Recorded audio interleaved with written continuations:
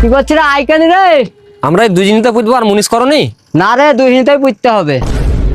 জীবন যদি যায় মোর চলে তাতে ক্ষতি নাই। আমি এক কাজ করতে পারবো না আব্বা, তুমি আমার যা পারবা করিলাম। কেন পারবি না? আমার বুকে ব্যথা করছে, মনে হচ্ছে বুক ফেটে মরে যাবো। ঠিক বুঝেছিস, তোর মতন বয়সে আমারও গাড়ে ব্যথা করতো। জায়গা মতন এসে তোর দাদা দোলাতে দিত, সব ভালো হয়ে যেত। আমি আহি বলে কি বুকে দোলাতে দিব, সব ভালো হয়ে যাবে। আব্বা তুমি বোঝার চেষ্টা করো, আমি একটা সম্মানী ব্যক্তি, আমার এইসব ছোট লোকই কাজ মানায় না। একটা ভালো কাজ দিবা, টাউন বাজারে থাকবো। দেখ রে, ওই দেখ তহিরুল বেটা টাউনে কাজ করছে, তোমারই সম্মান বাড়বে। আরে যার ঘরে নাই ডিসলাইট কাঠি, সে নাকি আবার সম্মানী ব্যক্তি। আমি না আজ আছি, কাল যখন মরে যাবো তখন কি বাল করে খাবে? ও কমন ড্যাড, তোমার ছেলে এখন বড় হয়ে গেছে, টাকা দাও, বড় ধরনের বিজনেস করে খাবো।